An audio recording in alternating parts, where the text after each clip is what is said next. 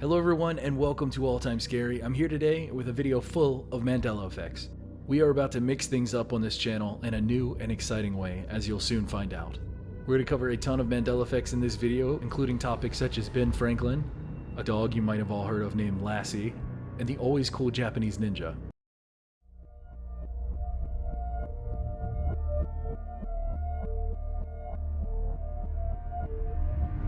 Maybe I'm late to the party on this one, but I just heard of it and it's blowing my mind.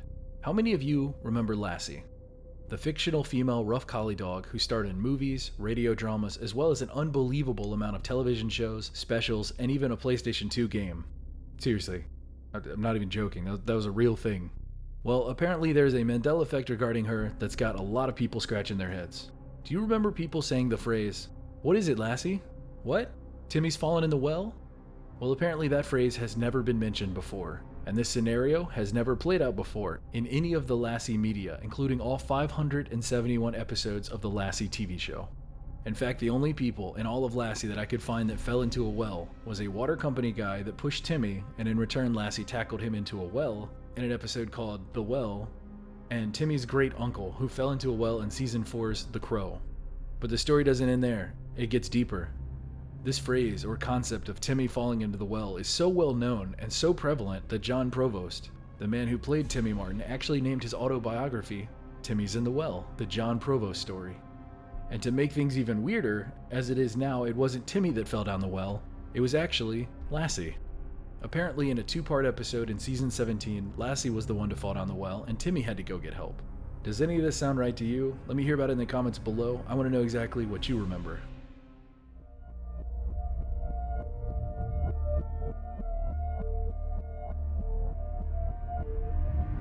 Here's a quick spelling Mandela effect I want your opinion on. The fairly well-known pickle brand Clausen. How is it spelled? A lot of people seem to remember it being spelled with a K, while others remember it being spelled with a C. I wouldn't normally cover something like this, but apparently enough people are being weirded out by this one, I felt obligated to cover it. The correct spelling, as of now, is Clausen with a C. Is that what you remember? And here's something else I found pretty weird. The C isn't even capitalized, and never has been. It's lowercase. Not only is it not a K, it's a lowercase c. Apparently a lot of people out there are weirded out by it, so let me hear it in the comments.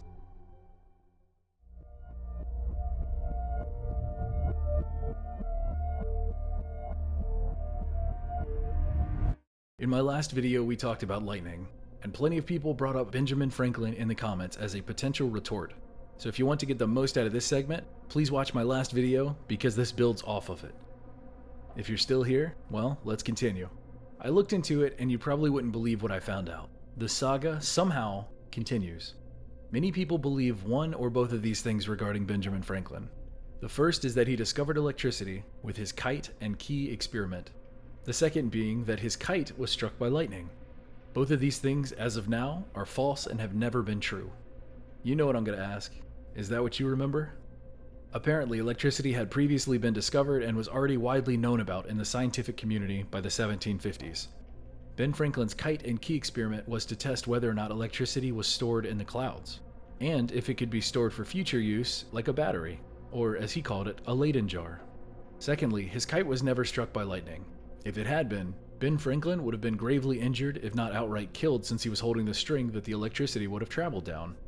All this to explain that Ben Franklin did not discover electricity and was not struck by lightning during his kite experiment.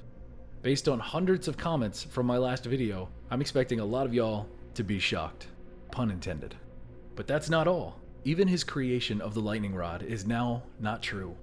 He didn't create the lightning rod, he simply advocated for a pointy tip on the lightning rod instead of the more common broad tip lightning rod, which, as I mentioned in my last video, doesn't attract lightning because it's metal. It attracts it because of its pointy shape, isolation, and height.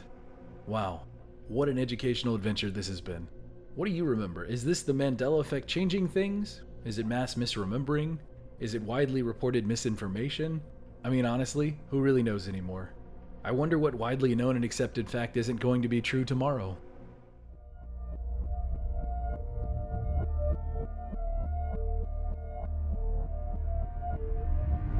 During the 15th century in feudal Japan, the covert mercenaries known as ninja or shinobi rose to prominence. Using espionage, surprise attacks, and deception, these ninjas fought most of their conflicts in shadow. During the 17th century, after the unification of Japan, the necessity of ninjas began to fade and their legend fell to folklore. Folklore that is still talked about to this day. Ninjas were often poor working class people who were willing to do the less honorable acts for money. So of course over time this profession grew into a lucrative venture. So now that I've covered some of their history, let's get to our Mandela effect question. The shinobi shizoku was the traditional outerwear worn by ninjas. So here is my question. What color did ninjas wear? Was it black? Was it blue? Was it red? Or was it white? Let's remove the two colors too bright to be used in covert actions, and we are left with black and blue. The image of a ninja dressed in all black is prevalent in popular media, but apparently has never existed. Not only that, there is no written evidence for such attire. Now, there is some artwork painted hundreds of years after the fact, but no actual evidence of black clothing. Ninjas wore blue.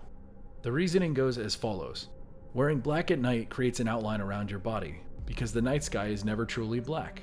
This contrast makes you stand out and makes you more visible. Dark blue, on the other hand, is much more effective. Besides simply wearing dark blue shinobi shizoku at night, ninjas often wore plain clothes to blend in. Peasant, merchant, priest, and low-level samurais were perfect disguises for walking around in the countryside discreetly to spy or assassinate. So what do you think about all this? Did you believe that ninja wore black? And if you did, you're not alone. Apparently, it's a misconception that has existed for hundreds of years. Perhaps it comes from artists taking creative liberties over the years, or perhaps it's the Mandela effect. As always, I'll let you decide.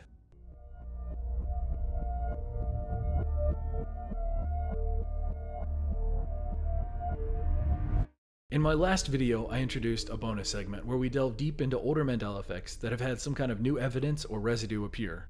Everyone seemed to love it last time, so for today, we're looking at the classic lion and lamb quote. If you didn't already know, this Mandela effect comes from the Bible in the book Isaiah 11:6, and it says some variation of the lion will lie with the lamb, or the lion will dwell with the lamb, but apparently it has never said that. Ever. Instead of lion, it now says wolf. Does that sound right to you? The wolf will lie with the lamb, or the wolf will dwell with the lamb. This Mandela effect has been talked about to death, so there isn't much more that I can add to the conversation. But what I can add is this amazing residue from the 1960s. Apparently this weird Mandela effect stuff was noticed all the way back then, but obviously it didn't have that name yet. Found by user Resplendent Amore, here is an article from November 2nd, 1963 that details the quest for what happened to this Bible verse. Where did it go? Why did it change? How the search started and why it's so troubling for everyone. It's a really fascinating read, and I'll have it linked in the description below. You certainly don't have to read it, but it's neat to see the Mandela effect confuse minds even back then. But that's not all. There's another old newspaper article from January 11th, 1911, detailing how this verse isn't in the Bible despite everyone thinking it is. It's amazing how this incorrect detail that could be solved in minutes has somehow permeated for at least 110 years without ever being corrected. How long has the Mandela effect been in effect? What do you think? Should I make a video trying to figure out what the first Mandela effect was? I feel like that would be a pretty interesting video. Thank you all for watching, I hope you had a good time, and I'll see you in the next video.